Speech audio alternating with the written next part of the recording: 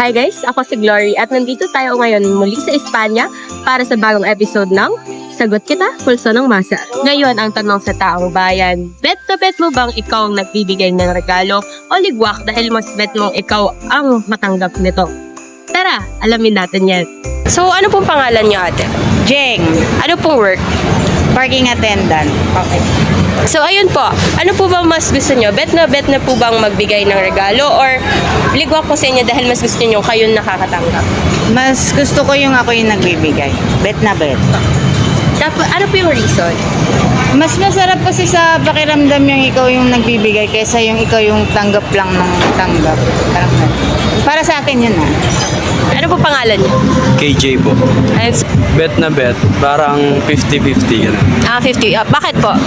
Kasi kung ikaw nagbibigay, mas nafe-feel mo yung saya ng binibigyan mo.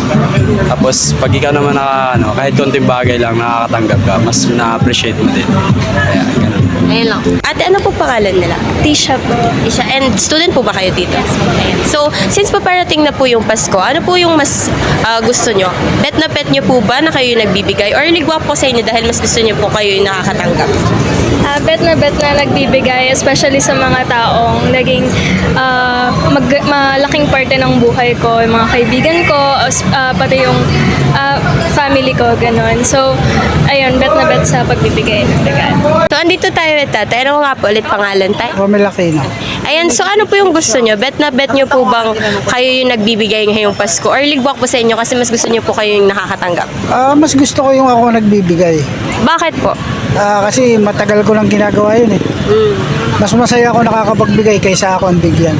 Yun lang naman sa akin. Alam nyo ba na ayon sa datos ng World Meat, ang mga Pilipino ay gumagastos ng mahigit 17,922 taon-taon para lang sa panregalo? Ito ang pinakamalaking portion ng kanilang budget tuwing Pasko. Ngayong narinig na natin ang pulso ng masa, kung mas bet na bet nga ba nilang nagbibigay ngayong Pasko ng regalo o ligwak dahil mas gusto nilang silang nakakatanggap nito. Kayo, kamang sa inyo?